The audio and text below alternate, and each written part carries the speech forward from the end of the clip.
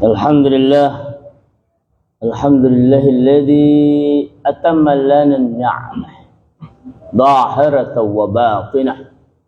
Nusalli wa nusallimu ala nabiyyina Muhammad ibn Abdullah wa ala alihi wa walihi amma ba'd. Fa ya ibadallah, usi nafsi wa iyyakum bittaqwa faqad faza man ittaqa wa ittaba'al huda. يا أيها الذين آمنوا اتقوا الله وقولوا قولا سديدا يصلح لكم أعمالكم ويغفر لكم ذنوبكم ومن يطع الله ورسوله فقد فاز فوزا عظيما. Ya mahrikallah, alhamdulillah kita sampai di ayat yang mengisahkan tentang Bani Israil. Allah berfirman, A'udzubillahi minasyaitonir rajim. Bismillahirrahmanirrahim. يا بني إسرائيل اذكروا نعمتي التي أنعمت عليكم وأوفوا بأهدي أوفي بأهدكم وإياي فارهبون وآمنوا بما أنزلت مصدقا لما معكم ولا تكونوا أول كافر به ولا تشتروا بآياتي ثمنا قليلا وإياي فاتقون. Wahai Bani Israel, ingatlah nikmat-nikmatku yang aku telah berikan atas kalian, dan penuhilah sumpahku atau janjiku. Aku akan memenuhi janjiku kepada kalian, dan hanya kepadaku kalian takutlah kalian kepadaku, dan berimanlah dengan apa yang telah aku turunkan yang membenarkan apa yang bersama kalian, dan jangan kalian menjadi orang pertama yang mengkufuri dengannya, dan jangan kau tukar ayat-ayatku dengan harga yang sedikit, dan hanya kepadaku maka takutlah kalian atau bertakwalah kalian. Jamaahullah, di ayat ini Allah memerintahkan kepada Bani Israel. Bani Israel, Bani itu artinya apa? Keturunan. Bahkan di Jawa sekarang sudah, kalau ada apa itu perkumpulan itu juga pakai Bani. Bani Jupri, Bani Maksum, Bani apalagi, macam-macam. Israel nama lain adalah dari julukan Nabi Yakub. Jadi Israel bahasa Ibrani, Isra artinya abdun, il artinya apa? Allah. Artinya adalah hamba Allah. Jamaahullah, Yakub alaihissalam dan keturunannya disebut dengan Bani Israel adalah generasi, tentunya karena ayah mereka bahkan kakek mereka, anak-anak Yakub punya kakek Ibrahim adalah orang-orang yang apa? Soleh, julukannya Khalilullah, kekasih Allah. Begitu pula Yakub adalah seorang nabi yang soleh. Maka keturunan-keturunannya adalah apa? Keturunan-keturunan yang soleh, keturunan-keturunan yang taat, sampai julukannya aja apa? Israel, yaitu hamba yang soleh. Maka dengan ayat ini, jamaahullah, Allah mengajak kepada Bani Israel yang ada di Madinah untuk Allah ingatkan kepada mbah-mbah mbiyen, kakek nenek moyangnya dulu yang bersama Yakub, yang begitu soleh, begitu taat, begitu patuh, bahkan nikmat-nikmatnya begitu banyak. Nikmat berupa di antara mereka adalah para nabi dan rasul dari Yakub, kemudian turun lagi ada Nabi Yusuf, ada Nabi Musa, ada Nabi Isa dan sebagainya. Kemudian dimanja dengan makan madu dengan ayam burung panggang salwa,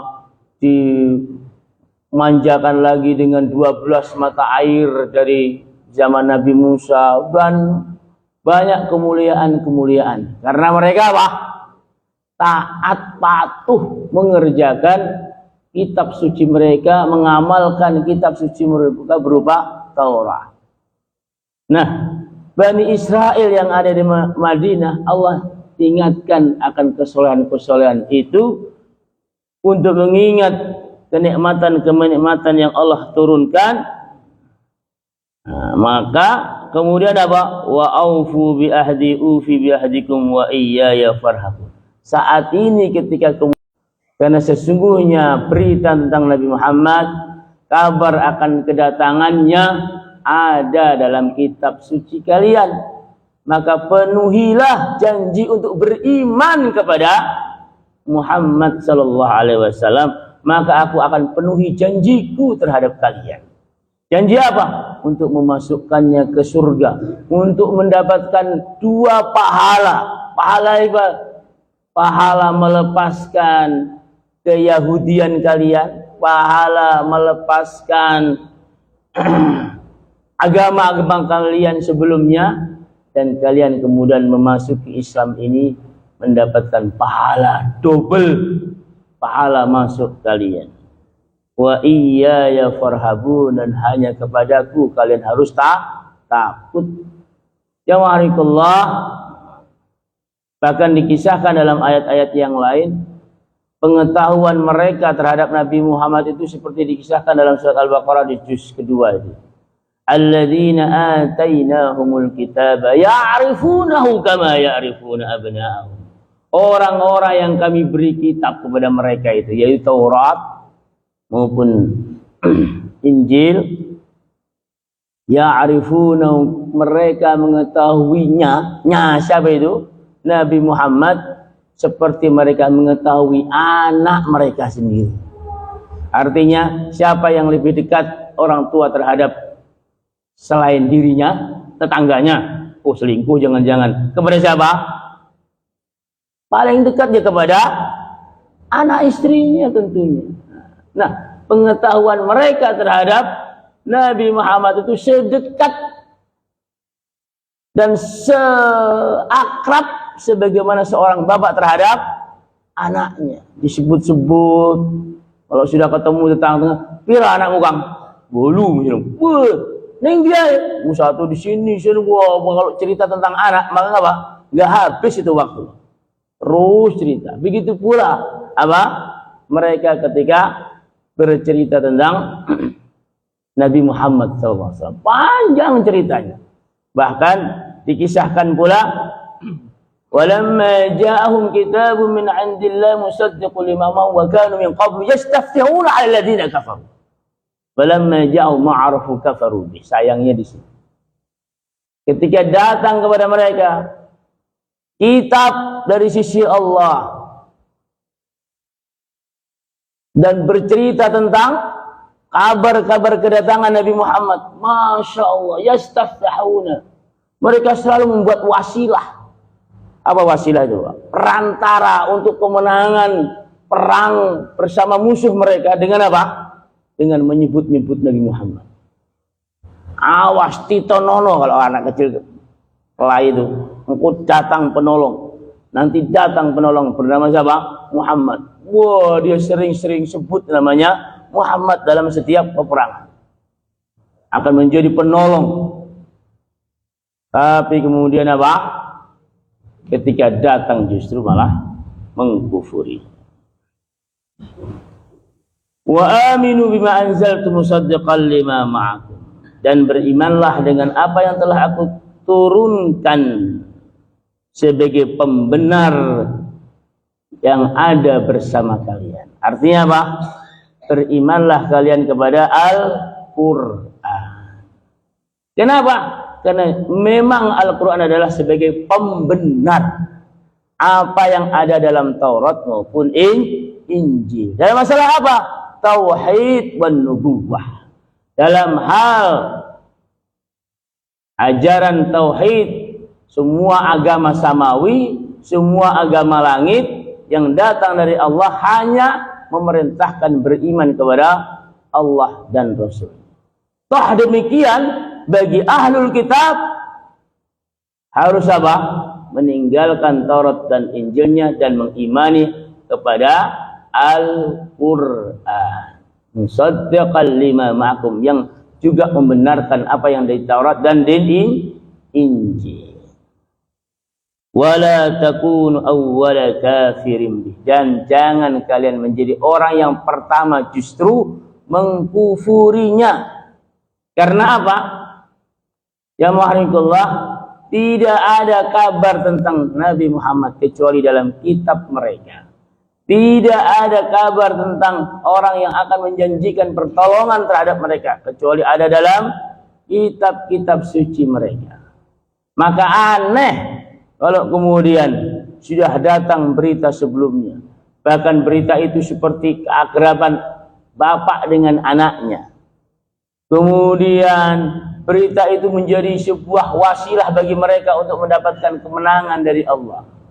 Ketika datang kepada mereka, justru kemudian kalian kufuri. Aneh. Sehingga pesan Allah Subhanahu wa taala, wala takunu awwala kafirin. Jangan kamu menjadi orang yang pertama justru mengkufuri. Wala tashtaru bihi samanan qalila wa iyaya fattaqun. Dan jangan kalian tukar dengan harta yang sedikit. Artinya, jamaahullah, ditukar ini artinya adalah satu, kemudian berita-berita tentang Nabi Muhammad dihapus.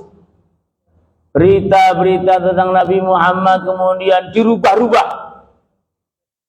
Berita tentang kedatangan Nabi Muhammad kemudian malah disembunyikan sehingga umatnya, jamaahnya malah nggak tahu.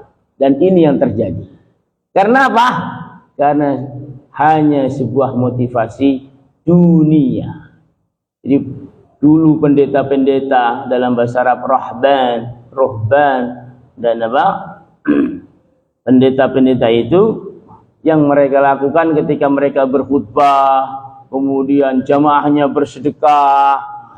Dengan sedekahnya itu kalau kemudian disampaikan dengan kejujuran ada datangnya Nabi terakhir, merasa rugi mereka. Engkau lari apa ning Islam? Nanti kemudian apa?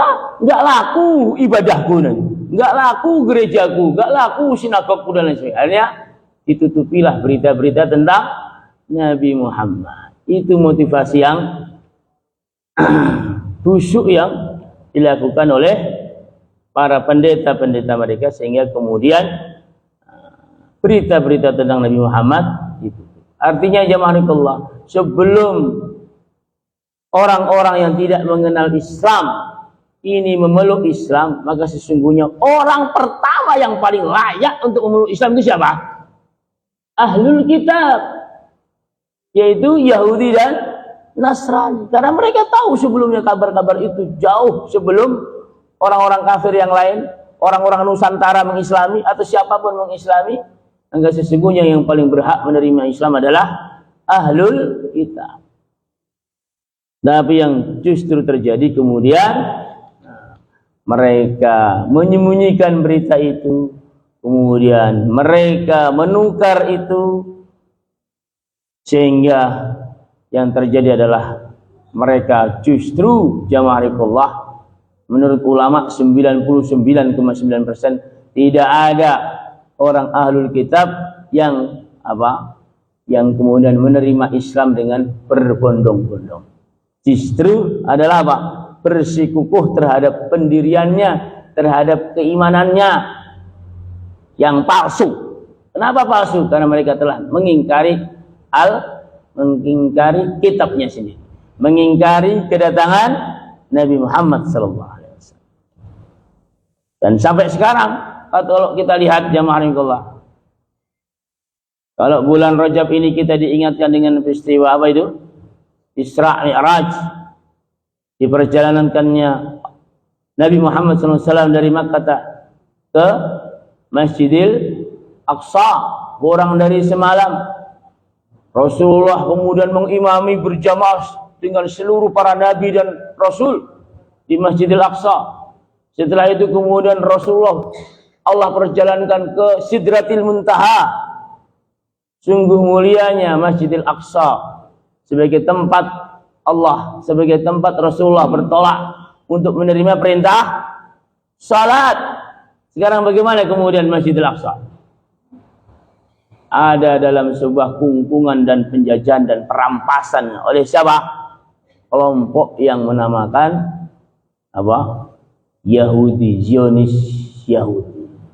Sesungguhnya kelompok Zionis Yahudi bukan lagi juga orang-orang ahlul kitab. Mereka adalah kelompok setan penyembah iblis, kelompok yang telah merampas kesucian tanah Palestina. Dan bagi kita umat Islam wajib merebutnya kembali. Bukan sekedar sunnah mubah, bukan. Wajib untuk merebut kesucian Palestina, kesucian Masjidil Aqsa. Dengan cara gimana? Minta bantuan-bantuan kepada lembaga internasional. Allah. Wis, itu bukan cara syar'i. Cara syar'inya gimana? Wa qatilul ladzina yuqatilunakum. Perangi orang memerangi kalian. Waqtuluhum haitsu saqiftumuhum wa akhrijuhum min haitsu akhrajukum. Perangi orang yang memerangi kalian di mana saja kalian dapat. Usir mereka sehingga tidak ada tanah sejengkal pun yang layak tanah Palestina ditempati oleh siapa? Zionis Yahudi. Itu syar'inya. Dan itu kemuliaan kita yang sekarang direbut oleh orang-orang Zionis. Bukan layak lagi, wajib bagi kita untuk merebutnya kembali. Dan harus terus dibicarakan masalah Palestina ini sampai kemudian benar-benar umat bersatu untuk merebut. Jangan didiamkan, jangan dicuekkan, jangan tidak dipedulikan, jangan. Wala takunu awwala kafirin bih. Jangan kalian menjadi orang pertama yang mengkufurinya. Dikatakan oleh Ibnu Abbas, wala takunu awwala kafirin bih wa indakum fihi min ilm ma laysa 'inda ghairikum. Jangan kalian mengkufurinya, orang pertama yang mengkufurinya, padahal kalian punya ilmu, punya pengetahuan, punya kabar, punya berita tentang kedatangan Muhammad. Maka aneh kalau orang kemudian mengharapkan kedatangan seperti jamaah Ridullah misalnya. Kita suami istri, lama seseorang menjadi suami istri, lama nggak dikaruniai anak. Mohon kepada Allah, kemudian berusaha untuk apa? Minum air zam-zam, berobat ke sana kemari, wah. Akhirnya apa? Allah karuniai. Sebagaimana siapa itu kisah Nabi Ibrahim dengan Sarah. Datang tamu 5 orang. Dalam keadaan Sarah sudah apa? Tua. Dalam keadaan seorang ibu yang sangat tua. Ketika dikabari, Ibrahim, sebentar lagi kau punya anak dari istrimu Sarah. Apa yang terjadi? Ekspresi yang kemudian diungkapkan oleh Sarah. Wih, apa? Kaget dan mengatakan, enggak mungkin, aku ini loh sudah mandul. Tapi karena itu perkara dari Allah, maka tidak mustahil bagi Allah untuk memberi anak kepada siapapun, bahkan tanpa ayah maupun tanpa ibu. Tapi bagaimana kemudian ketika anak sudah lahir sehat, cenger-cenger, lucu, nangis, tiba-tiba kemudian apa? Kedua orang tuanya mengingkari. Hah? Orang tua kayak apa coba begitu? Tiba-tiba kemudian lari. Julukan entah laknatullah, entah apa dan sebagainya. Begitu pula bagaimana kemudian berita tentang Nabi Muhammad akan datang. Diketahui dalam kitab sucinya, diharap-harap kedatangannya sebagai, kalau kita sebagai semacam Imam Mahdi untuk membebaskan mereka dari segala kekalahan ketika perang. Datang malah kemudian menjadi apa? Musuh paling pertama untuk dimusuhi, untuk diperangi. Nah, itulah karakter dari siapa? Yahudi. karakter dari ahlul kitab, dari Bani Israel. Maka jamaah Allah, dengan ayat ini, maka mari kita yang telah menyatakan keislaman, kita yang telah menyatakan syahadat la ilaha illallah Muhammad Rasulullah, apalagi di suasana politik ini, jangan kemudian memakai apa? Sekedar dalil-dalil agama untuk menutupi atau untuk menukar kepentingan-kepentingan dunia kita dalam kepentingan-kepentingan agama ini untuk meraih dunia. Jangan. Ingat hadis yang dari Rasulullah SAW. Siapa man baya'a imam, siapa yang membaiat imam di dunia, untuk dunianya, untuk dunianya itu ya untuk amplopnya, untuk apa lagi, macam-macam lah. Kalau faman a'ta wa waffa wa man lam yu'ti falam yuwaffi. Siapa yang ngasih maka dipenuhi, untuk milih si A, milih si B. Kalau enggak ngasih, jangan dipilih. Nah, itu berarti apa?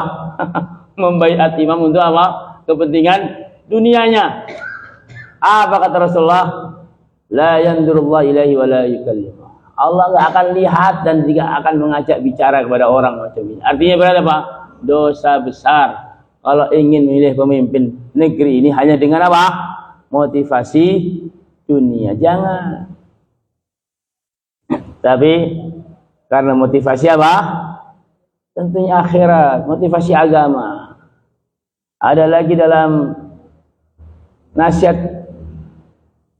ulama itu, sopo wongi, siapa orang yang telah mengetahui kesolehan seseorang, kealiman seseorang, kok malah milih wong sing ora kurang soleh.